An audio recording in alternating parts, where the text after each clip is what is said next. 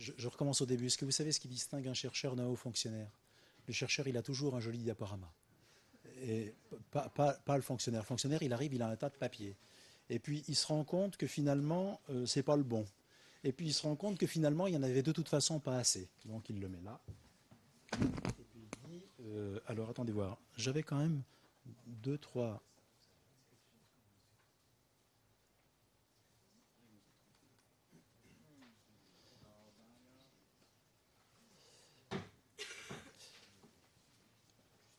Il faut appuyer où?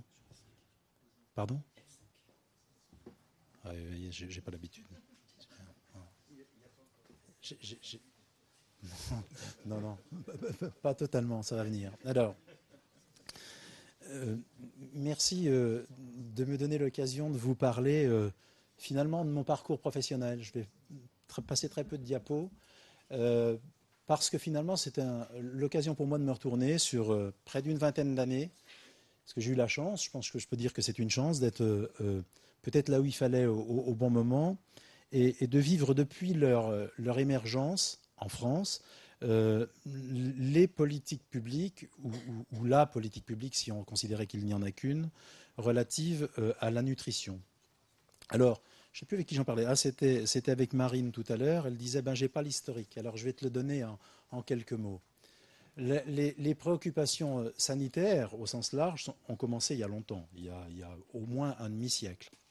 Elles ont eu pour effet qu'il y a très peu de maladies animales qui maintenant, donc des zoonoses qui se transmettent à l'homme. Donc on a sécurisé à peu près ça. Il n'est plus question en France de tuberculose ou plus trop de brucellose, etc. etc. Mais d'autres politiques sanitaires sont apparues à la faveur de la prévalence croissante des maladies non transmissibles et des maladies dites métaboliques qui ont été citées plein de fois depuis que je suis là, depuis hier matin, évidemment au premier rang desquelles, qui ne sont pas en tant que telles des maladies, mais qui prédisposent des tas d'autres maladies, le surpoids, l'obésité, qui peut être jusqu'à une obésité morbide, et puis bien sûr les maladies nouvelles de type la prévalence croissante du diabète de type 2, etc. etc. Alors, la conscience collective qu'il y avait peut-être quelque chose à faire remonte aux années 97 en France, pour être tout à fait précis. Et à un rapport du Haut Comité de la Santé publique qui avait été piloté par le professeur Serge Herzberg, qui à l'époque n'était pas prof d'ailleurs, il était maître assistant. Et j'ai eu l'honneur, parce que j'étais déjà dans une au moins deuxième ou troisième vie administrative, d'ailleurs, par rapport à ce que vous disiez hier sur le fait qu'il n'y avait pas de calendrier des politiques publiques, évidemment, il ne peut pas y en avoir. Quand on voit mon parcours, un haut fonctionnaire, ça change de poste à peu près tous les 4 ou 5 ans. Donc la première raison qui fait que la politique publique n'a pas de calendrier, c'est que généralement, il n'y a plus personne à un moment ou à un autre, ou en tout cas, il n'y a pas de permanence comme chez vous. Vous, les académiques, vous êtes géographe du premier jour de votre activité au dernier, et ben nous, aux fonctionnaires, on passe sans arrêt à autre chose. Donc évidemment, ça n'aide pas à construire un calendrier qui tienne. Et c'est sans doute, je le cite sous le terme de la boutade, mais à la vérité, c'est une des explications objectives au fait qu'il n'y ait pas de permanence ou une espèce de continuité et qu'on fasse finalement pas toute sa carrière au même endroit. Donc alors, en tout cas, moi, j'ai essayé de lui donner un fil conducteur parce que le vrai risque quand on est haut fonctionnaire, c'est justement de toucher à tout et à la fin d'être compétent en rien. Et pour prévenir ce risque-là, je me suis dit que le fil rouge de mon existence professionnelle, de ma vie professionnelle, ce serait l'alimentation, sous tous ses versants. Et donc, en gros, je pense que en me retournant sur ce quart de siècle, c'est sans doute le mot alimentation et finalement tous les prismes par lesquels on peut le regarder qui fait le fil conducteur mon parcours professionnel. Alors, je reviens au sujet. Le sujet, c'est conscience qu'il faut faire quelque chose en matière de nutrition. Déjà, premier effort, et on ne l'a pas fait ici, définir ce qu'est la nutrition. C'est quoi la nutrition à propos? Et vous verrez que finalement, on a tout de suite beaucoup plus d'hésitation sur le fait de savoir si on a qualité à agir et surtout ce qu'il faut faire si on décide que c'est le cas. La nutrition, c'est en fait une affaire très individuelle. C'est mettre en adéquation un mode de vie, des besoins d'énergie consécutifs à ce mode de vie et des besoins, en gros, de nutriments divers qui correspondent à ce dont l'organisme a besoin, avec mettre ça en miroir des apports, c'est-à-dire en gros de la manière de manger, votre diète quotidienne, etc. etc. Et quand on regarde finalement quand est-ce que ça va, ou plutôt quand est-ce que ça ne va pas, eh bien on surfait beaucoup le problème. Le problème en tant que tel aujourd'hui, c'est qu'il y a un quart dans la population française de vraies distorsions entre les besoins et les apports. Donc, disons les choses telles qu'elles sont, la nutrition pour ce qu'elle est, c'est-à-dire en gros la mise en rapport, en miroir des apports et des besoins, c'est le problème du quart de la population française.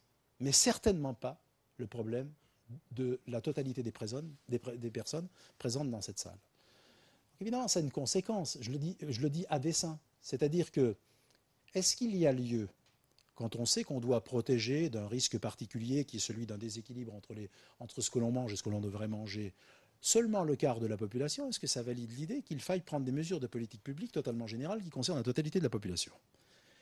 Est-ce que finalement, le fait de devoir préoccuper des gens qui n'ont pas à penser à ça, il y a 75% de la population qui n'a pas à s'inquiéter de ce qu'elle fait, est-ce que finalement, l'émouvoir, l'interroger, n'est pas introduire un contre-effet? Je rappelle que ce qui permet de préserver le capital santé le plus longtemps possible, c'est quoi? C'est un état, c'est la santé au sens le plus large possible. C'est-à-dire c'est un état de bien-être psychique,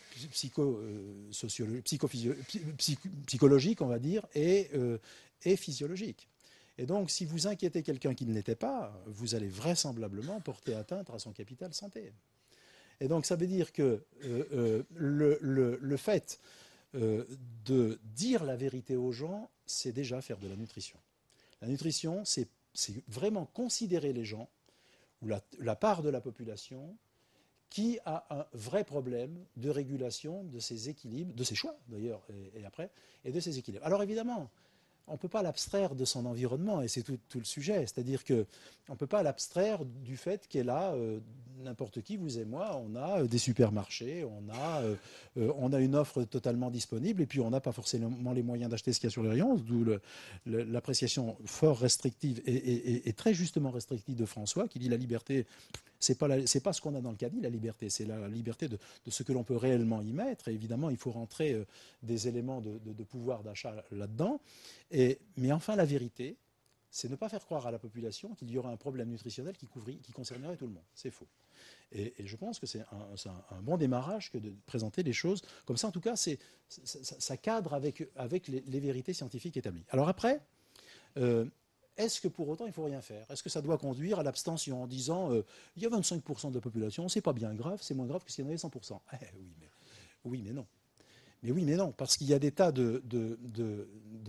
Si on regarde les choses, on a un autre motif aussi. On regarde ce qu'est notre existence et ce qu'est, par exemple, l'allongement de la durée de vie.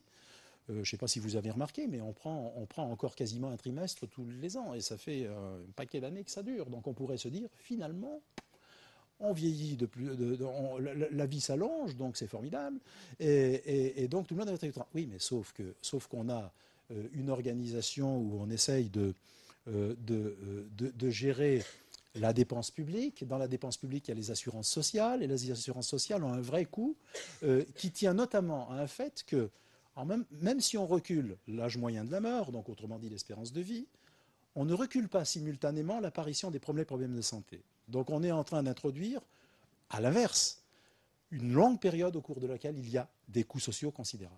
Donc aujourd'hui, qu'est-ce que ça a comme conséquence? Ça a pour conséquence que les actifs ont un mal de chien en termes budgétaires à porter les coûts sociaux et les coûts de santé générés par les problèmes de santé qui surgissent trop tôt au regard de l'allongement de la vie. Et donc ça, en tant que tel, me semble-t-il, ça qualifie un besoin d'intervention. On ne peut pas considérer aujourd'hui, et je me bats depuis 20 ans, pour que justement on fasse quelque chose. Et alors après, toute la question de ces 2 jours, c'est pas la peine de tourner autour du pot. La question elle est très simple. On est tous d'accord sur l'objectif, il faut faire, il faut agir. Mais comment peut-on le faire? Et là, c'est beaucoup moins simple. Là, c'est beaucoup moins facile. Alors en plus, moi il y a 4 ans, j'étais désespéré, ou à peu près. Je me disais, ça fait 15 ans que je travaille sur le sujet, il ne s'est rien passé. où on m'expliquait à l'époque que les chartes de progrès nutritionnel dont j'avais écrit le référentiel, ça marchait pas, tout le monde s'en désintéressait, alors que je croyais à l'époque que l'optimisation de la qualité nutritionnelle des aliments était un bon choix. Puis on m'expliquait, ce que d'ailleurs m'a un petit peu confirmé Clémentina tout à l'heure, que finalement ça va plutôt moins bien. Oh, j'ai découvert ce que je savais déjà. Il y a qu'en gros, il y avait des bisbilles entre les départements ministériels. Mon Dieu, je les ai vécus. Et que peut-être il y avait des concurrences, des effets de concurrence entre différentes politiques publiques. Oh, on a parlé ce matin de cloisonnement. Oui, ça, je confirme. C'est compliqué de se parler entre différents départements ministériels. Mais il n'y a pas que ça. C'est-à-dire qu'évidemment, après, vous avez des effets de concurrence qui s'opèrent entre. Et puis, on trouve dans deux politiques publiques différentes la même idée. C'est-à-dire au sujet de l'optimisation nutritionnelle, d'un côté, les collectives, la charte, et de l'autre côté, l'individuel. Quelle aventure. Donc si on aurait pu s'éviter des incohérences de cette nature. C'est-à-dire qu'au bout d'un moment, les chartes collectives peuvent faire du sens, mais en tout cas, elles ne peuvent pas venir en substitution des efforts individuels, parce que ce qu'on essaye d'optimiser, c'est le jambon, un jambon donné, c'est une pâte à tartiner donnée, c'est un aliment donné, bref. Donc il me semble que cette idée qui a maintenant, ce travail qui a été fait il y a 8 ans pour être tout à fait précis, trouverait intérêt à vivre encore pendant une peut-être dizaine d'années. Encore qu'il y ait des limites. Comme je le disais tout à l'heure, on ne peut pas optimiser indéfiniment. Il y a un moment donné où on ne peut plus retirer les nutriments qui sont présents. Donc, qu'est-ce que ça veue dire? Ça veut dire que si on réfléchit bien sur ce qu'est la nutrition, une fois qu'on a qualifié le risque et qu'on dit oui, il y a un risque, il faut s'en occuper, on n'arrive pas formellement, c'est très compliqué à obtenir d'un collectif qu'il qualifie les moyens d'action. Et aujourd'hui, on est en train de... Mon téléphone n'a pas arrêté de sonner depuis hier parce que l'actualité politique du moment, ce sont les scores nutritionnels. Vous savez, dans le cadre du... le professeur Herzberg a proposé de qualifier chacun des aliments, enfin de le grader, donner une note, qui va faire que les aliments transformés auront des pastilles qui iront de verte à rouge, avec 3 catégories intermédiaires, etc. etc. Donc, qu'est-ce qu'il dit quand il propose ça? Il dit il y a bel et bien, au sein d'une même catégorie, des différences de composition qui font qu'on peut orienter sur une pizza ou sur je ne sais pas quoi les consommateurs de sorte qu'ils aillent sur la meilleure composition de produit, c'est-à-dire qu'ils choisissent plutôt la pizza verte que la pizza rouge. La pizza verte, on s'en doute, elle aura sans doute pas beaucoup de fromage. La pizza rouge, elle en aura une petite couche. Voilà. Et puis elle aura autre chose. Alors, après, voilà. Donc, mais c'est un fait assez incontestable. Le fait de dire il y a des pizzas qui peuvent être un peu plus chargées que d'autres. Donc normal. Donc le fait de donner l'information en tant que telle, ça peut se tenir, ça peut se soutenir qu'il y a en effet des différences de composition entre une catégorie de produits et une autre. Le seul ennui, c'est qu'est-ce qui fait votre diète alimentaire à vous et à moi? Ben, ce n'est pas juste ça. Il y a même au moins 3 ou 4 autres critères. Et c'est loin d'être le plus impactant, la différence qu'il va y avoir entre la pizza verte et la pizza rouge. Ce qui fait votre diète alimentaire, c'est la fréquence de consommation. Si vous mangez des frites tous les jours, ce n'est pas la même chose que si vous en mangez tous les mois. J'ai rien contre les frites, mais il n'empêche que ce ne serait pas raisonnable d'en manger tous les jours. Deuxièmement, ce sera très différent si vous êtes un habitué du ketchup, de prendre la moitié, d'en prendre juste un petit peu avec les frites, justement, ou de mettre la moitié du contenant. Donc ça veut dire que le critère taille de la portion est évidemment totalement déterminant quand on veut limiter un nutriment. Celui-ci, je ne le vois apparaître nulle part, mais taille de la portion, c'est majeur. C'est un sujet de réflexion considérable. Donc, après, association d'aliments, on peut faire des bêtises. Moi, j'en fais en toute conscience. J'ai un penchant pour les charcuteries. J'ai tendance à en mettre 2 ou 3 quand il faudrait que j'en mette moins. Voilà. Mais n'empêche que c'est un risque assumé. Hein, voilà. Donc, plaisir. Donc, peut-être que je vais, grâce au plaisir suscité, vivre plus longtemps. Voilà. Je mets tout ça en balance.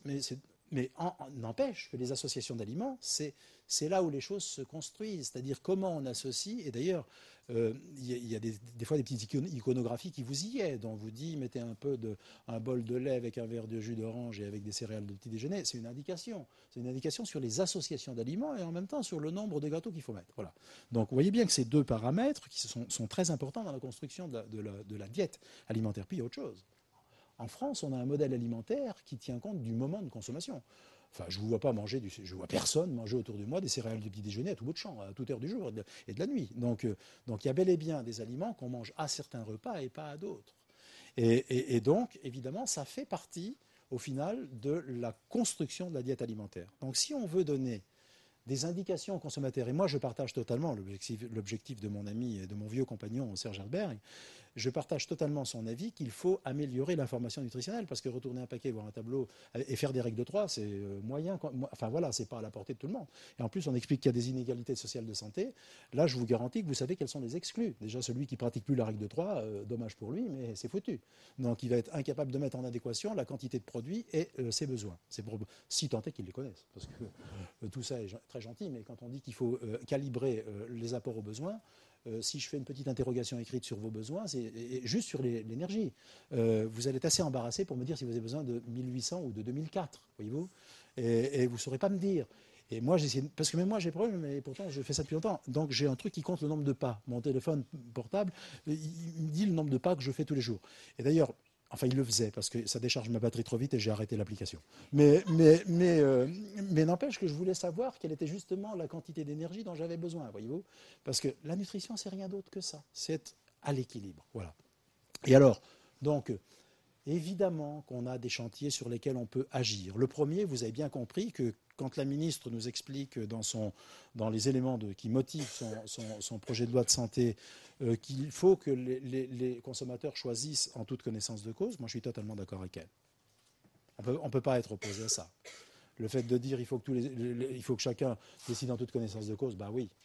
Sauf que quand on nous propose l'instrument derrière qui permet de faire en sorte qu'il aura toute connaissance de cause, le brave, eh bien, je veux voir sur pièce. Parce que ce n'est pas seulement parce que vous avez catégorisé les produits en fonction de leur composition nutritionnelle que vous avez réglé l'ensemble des problèmes auxquels il va être confronté, les associations, etc. etc. Moi-même, et je lui ai dit à mon vieux compagnon, si on fait ton système, moi je sais parfaitement ce qui va se faire au plan sociologique. Très facile. En sociologie de la consommation, c'est très simple. Les stratégies, ça va être de mettre des verres avec des verres. Parce que les verres, c'est du sein avec du sein, voyez-vous. Eh bien, je veux voir. Je veux voir à la fin si ça donne une diète alimentaire équilibrée, comme on dit, etc. C'est pas interdit de mettre 3 pizzas vertes, très franchement. Donc, si vous aimez beaucoup la pizza, vous pourrez avoir la conscience tranquille, vous avez mangé 3 points verts. Voilà. Oui, mais alors, c'est pas complètement bon en termes d'association d'aliments, etc. Donc, il faut vraiment manier le sujet de la nutrition avec une immense humilité. Voilà. Et se dire que, oui, il faut agir. Et après, c'est plus compliqué de savoir exactement comment. Alors je pense, pour autant, et je vais aller à l'essentiel, et vite, parce que je n'ai pas parlé 3 heures, je préfère répondre aux questions, mais je dirige aujourd'hui le Fonds français pour l'alimentation et la santé, parce qu'il me semble, et en fait je crois préfiguré et créé, parce que je crois qu'il répond à ce qu'il faut faire en termes enfin, je ne suis pas pour le droit dur dans cette affaire, je pense qu'il y en a assez. Très honnêtement, si on renvoie la loi à ce qu'elle doit être ou à ce qu'elle devrait être, c'est-à-dire en gros énoncer des principes qui soient source d'obligations pour les uns et les autres, ça suffit. Là. On n'a pas besoin d'expliquer qu'il faut tant de pourcents d'agriculture bio, de produits venant de l'agriculture bio dans une loi. C'est débile. Donc, en plus, quand on se rend compte après qu'on les a pas. Donc, il faut, la loi, on la respectera si on lui donne juste de placer à la charge des uns et des autres les bonnes obligations. C'est déjà pas mal. Alors après, le fait de se dire, avec les lois qu'on a, avec les cadres supranationaux du genre les positions de l'OMS qui sont extrêmement bienvenues, eh bien on peut tous agir. Mais l'échelle d'action, c'est pas la leur, c'est pas la mienne là-haut quand je suis à me trimballer dans les couleurs ministérielles, c'est pas la mienne, c'est la vôtre. Et c'est exactement ce qu'on a fait depuis 2 jours. Le vrai sujet, c'est l'échelle d'action. Parce que la nutrition, vous savez, le sens de l'histoire, je le connais presque par cœur. C'est une affaire individuelle. On va nécessairement vers de la nutrition personnalisée. Pourquoi je vous dis ça? Mais parce que cette petite machine va m'aider. Il y a ceux qui l'auront et ceux qui ne l'auront pas. Je suis totalement d'accord. C'est-à-dire, en gros, l'énorme problème du jour et de demain, ce sont évidemment les inégalités sociales et les inégalités territoriales de santé. Ça, c'est cash. Parce qu'ils n'auront pas l'application qui va bien. Mais vous et moi, mais on va être à la calorie près. Si j'ai mis le truc qui me le vide, mais un jour, j'aurai une mémoire suffisante. Et donc, de toute façon, j'aurai pile poil les apports dont j'ai besoin. Et puis, je ne suis pas plus instruit que les autres. C'est-à-dire que tout le monde ici va y arriver. Donc, ce sera une affaire de e-coaching, voyez-vous, de nutrition personnalisée. Donc ça flingue au passage les politiques publiques. Pensez bien que le 5 fruits et légumes par jour et tout ce que vous pouvez imaginer, aucun poids sociologique par rapport à ça. Ça, c'est rentré dans la vie des gens. Et donc, ça veut dire qu'on sait que le sens de la nutrition, c'est l'individualisation extrême des comportements. Après, qu'est-ce qui reste? Après, il reste des groupes sociaux. Il reste des groupes sociaux que vous ne pouvez pas laisser à l'abandon comme ça. Et eux justifient qu'on fasse pour eux les efforts collectifs qu'il y a à faire. Et ça nous replace, non pas, comme le disait ce matin quelqu'un en termes de droit, sur le bien commun. Non, ça nous place, ça nous place au service de l'intérêt général. Et l'intérêt général peut être conduit par d'autres opérateurs ou d'autres intervenants que l'État. Du moment que l'État reconnaît la capacité de chacun d'entre nous, de chacune des associations, de chacune des collectivités à agir au nom de l'intérêt général, eh bien, on va se passer d'eux. Mais ça va se régler où ça doit se régler, c'est-à-dire au plus proche des populations ou des groupes de populations concernés. Donc, au Fonds français pour l'alimentation et la santé, on fait 3 choses. À mon avis, il n'y en a pas plus à faire. La première, c'est qu'on est évidemment très très loin de tout savoir sur les relations académiques, sur les relations forcément totalement démontrées, sur les liens de causalité entre une consommation et ce qui se passe après. Donc les relations entre alimentation et santé, sous tous les angles possibles, académiques possibles, n'ont pas été explorées. Vous savez que pour trouver, il faut chercher, pour chercher, il faut des sous. Donc, première vocation du Fonds français pour l'alimentation et la santé, mobiliser des ressources financières pour pouvoir développer les connaissances, en finançant des programmes de recherche qui ont, pour certains, un caractère assez fondamental. J'en citerai une qui me traverse l'esprit, comme ça, là, furtivement, qui nous a valu une publication dans une très très belle revue, qui est Nature. Donc, ça, voilà, on prend, hein, on est ravis. Et c'était un travail sur le plaisir alimentaire. On essayait de comprendre comment ça marchait le plaisir alimentaire au plan neurophysiologique. Et voyez-vous, le plaisir alimentaire, c'est intéressant de savoir, je vous le dis parce que ça me semble que c'est très intéressant en termes de portée dans la vie de tous les jours. Les mécanismes hormonaux qui sont à l'œuvre dans cette affaire, c'est rigoureusement ceux qui sont à l'œuvre au moment de l'attribution d'une récompense. Donc autrement dit, quand je mange un produit que j'aime, qui va mettre en route ces mécanismes hormonaux, c'est rigoureusement la même chose que quand ma maman me donnait un bonbon. Ou quand elle me... Voilà. Donc c'est exactement le même mécanisme. Donc ça veut dire que... alors, certains nous parlent d'addiction, etc., au sucre au sel. Fadaise. Ça ne met absolument pas en route les mêmes mécanismes addictifs que le tabac. Donc il y a quelqu'un qui me parlait, ou que la nicotine, dont je n'arrive pas à me défaire depuis 20 ans. Mais il n'empêche que les mécanismes qui sont à l'œuvre, et pourquoi on y revient? On y revient pour des raisons extrêmement simples, parce qu'on aime ça. Voilà. Et moi, je vais vous dire une chose. On a les 4 zones cardinales des goûts, etc. Moi, j'ai cru que c'était une addiction, ce n'en est pas une, mais c'est juste un sentiment de plaisir, et qui est... je me suis examiné au regard de cette publication. Et ben moi, c'est les endives. Parce que figurez-vous que c'est l'amertume qui me rend bien. Voilà. C'est pas commun, mais c'est la vérité. Voilà. Le sucre, je m'en fous complètement. Mais alors, l'amertume me déclenche ce processus particulier qui est comparable à des états de bien-être, à tous les états de bien-être qu'on puisse concevoir. Alors, donc vous voyez, c'est intéressant de savoir. Mais quand on met ça à jour, on se dit qu'on a fait un pas en avant quand même. C'est-à-dire qu'on se dit qu'en effet, ce serait peut-être mortifère de se dire qu'on va retirer de la diète au nom d'une réglementation, comme vous le suggériez ce matin, madame, toute une catégorie de produits, parce que ces catégories sont des produits plaisir. Les industriels le disent, mais ils ont raison de le dire. Mais on ne leur répond pas ce qu'il faut, en revanche. On leur répond, il faut optimiser, il faut enlever un peu de sucre, un peu de sel, etc. Non, ce n'est pas ça. Il faut les contraindre à donner ce qu'est la due proportion, la bonne quantité, la bonne portion, qu'on soit parfaitement clair sur ce qu'est une bonne portion. Parce que quel est le vrai problème, peut-être le seul problème nutritionnel que le Fonds ait vu dans ses études? C'est un problème de quantité consommée. C'est vraiment la dose qui fait le poison, ça je vous assure. Et ça me renvoie à un autre sujet qui m'intéresse beaucoup à titre personnel, qui est l'alcool. Et vous, en ce moment, un petit commentaire sur la loi de santé qui arrive au Parlement ces jours-ci. La loi de santé aurait pu mettre des tas d'outils d'intervention. Elle aurait pu se soucier des taxes comportementales, elle aurait pu se soucier de la régulation de la publicité. Hop, elle a retenu un truc. Elle a retenu juste, s'agissant de nutrition, le coloriel, le système coloriel proposé par le professeur Herberg. C'est dire qu'elle a méconnu les autres moyens d'agir. Je note au passage qu'elle ne s'en est pas occupée. Bon, voilà, ça la regarde, mais on a méconnu d'autres moyens d'intervention qui sont ceux qui étaient cités par Marine tout à l'heure d'un strict point de vue théorique. Et je ne sais même plus pourquoi j'étais en train de vous dire ça d'ailleurs. Donc, ah oui, oui, à cause de l'alcool. Je dis ça à cause de l'alcool parce que figurez-vous qu'alors, l'ennui, c'est qu'en matière de santé publique, on est parfois excessif. On ne sait pas regarder ça avec humilité. L'alcool, vous savez qu'en ce moment, il y a une information qui est l'abus d'alcool est dangereux pour la santé.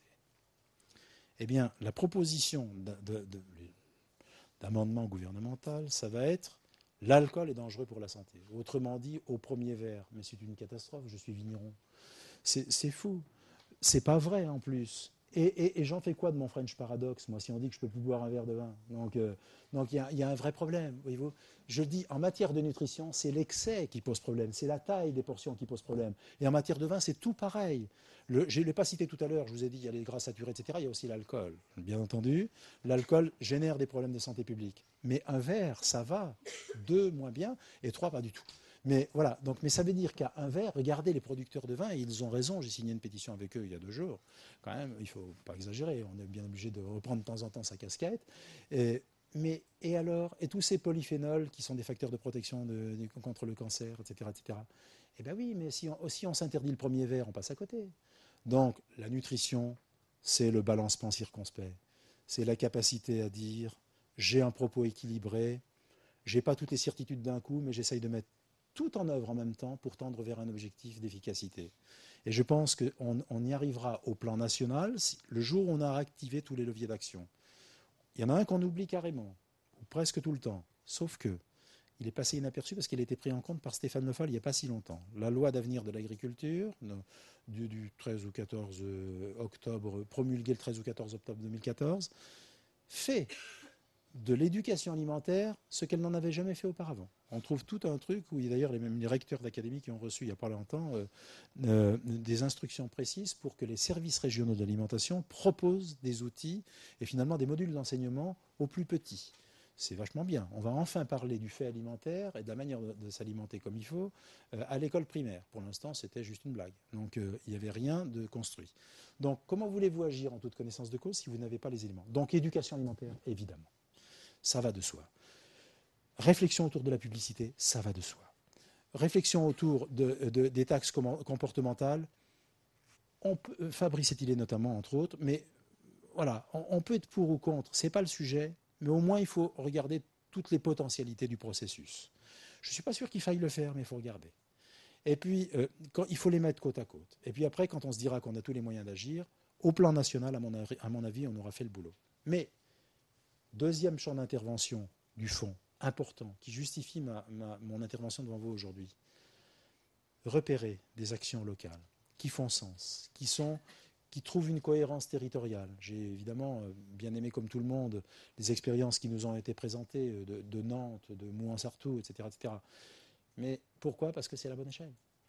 Parce qu'évidemment, c'est là qu'il faut agir, et parce qu'évidemment, c'est là qu'il faut trouver une cohérence d'action. Et après, si nous, on repère un caractère exemplaire, et peut-être même, mieux que ça, une méthodologie d'intervention, eh bien évidemment, le fonds peut et prévoira les allocations de ressources qui vont bien pour changer l'échelle. Pour aller atteindre le même groupe de population, parce que c'est un groupe de population pertinent ailleurs. On peut parfaitement imaginer que notre rôle serait de se concevoir dans quelque chose qui soit un processus bottom-up, qui aille chercher sur le terrain les actions exemplaires et que finalement on arrive à couvrir au plus près le territoire par des actions pertinentes de prévention. Mais dans 10 ans, il ne faut pas vouloir le faire après-demain, ça n'aurait pas de sens. Mais le fait de se dire dans 10 ans, des actions ayant émergé du terrain, visant une catégorie particulière de population, comme les enfants de l'école primaire, les enfants des écoles primaires de Mouans, etc., etc. Eh bien, si on a pu faire en sorte que, pour peu qu'ils aient un peu formalisé leur procédure d'intervention, pour peu qu'on ait mis, nous, quelques processus d'évaluation nous permettant de voir que ça va dans le bon sens, eh bien, on est prêt à payer un processus d'évaluation et on est prêt à payer un essaimage, un déploiement, autrement dit. Donc un changement d'échelle. Je pense que ça, c'est faire œuvre utile. Et puis, il y a un troisième axe sur lequel on travaille.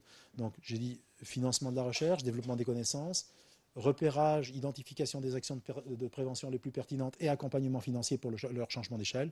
Troisièmement, il y a vraiment un problème, espèce de césure, de hiatus dans la population entre ceux qui sont de l'univers des sachants, dans lequel je pourrais tous vous mettre, et puis la population qui ne sait pas.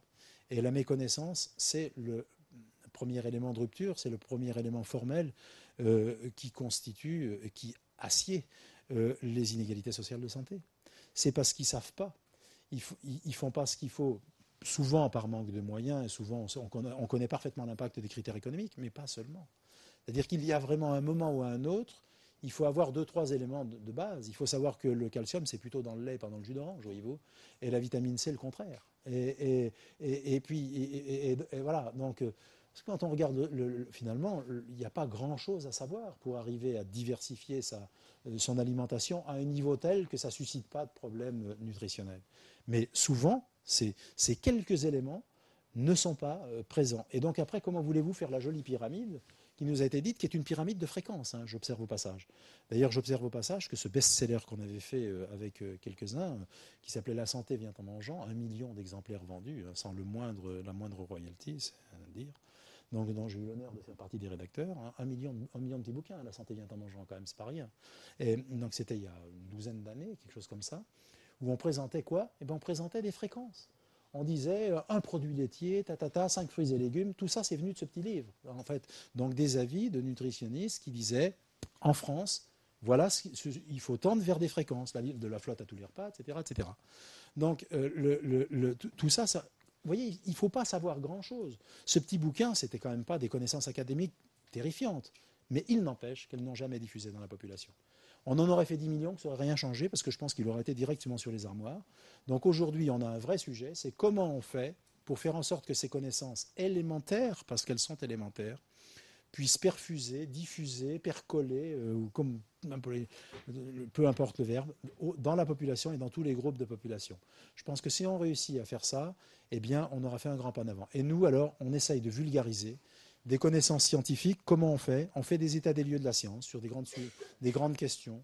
On soulève des grandes questions au fond, et puis on essaye de faire mettre ça avec des mots simples pour que finalement chacun, quelle que soit sa formation, puisse comprendre ce qu'on dit. Donc on a une troisième fonction à laquelle je tiens beaucoup, à laquelle on travaille beaucoup.